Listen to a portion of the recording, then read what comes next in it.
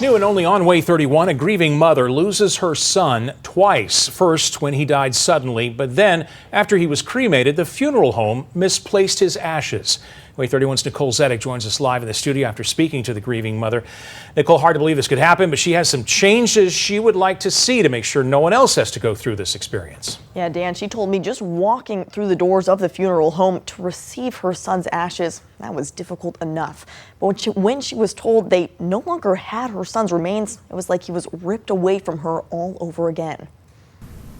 It's like I'm punched in the gut over and over and over. When Carrie Anderson unexpectedly lost her 26-year-old son, Sean Fielding, she said it was the worst pain of her life.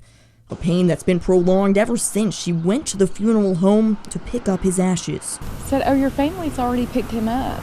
And I was confused. The funeral director said someone had already signed for her son. I was in tears. I was angry. I was about to have a panic attack. The director explained a woman came to pick up her husband's remains and accidentally left with the wrong urn. It's unexcusable that she was allowed to leave without them saying, "Hey, this is the wrong person." She's not blaming the other grieving woman, as Carrie could barely comprehend the paperwork herself. As a grieving mother, when I signed the paperwork for the cremation, I can't tell you what a single word was on there because I cried the entire time. She says it's the funeral home's responsibility to make sure the right remains go to the right family. There's strict protocols and regulations when it comes to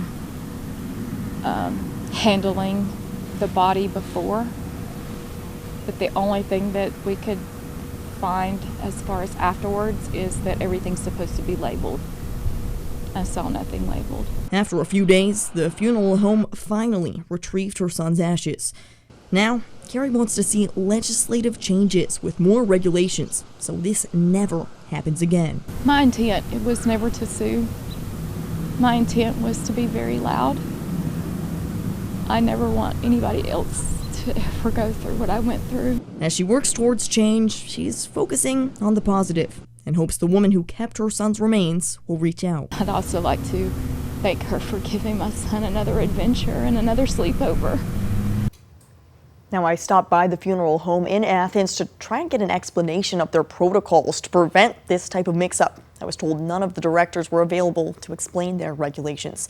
Live in studio, Nicole Zedek, Way 31 News.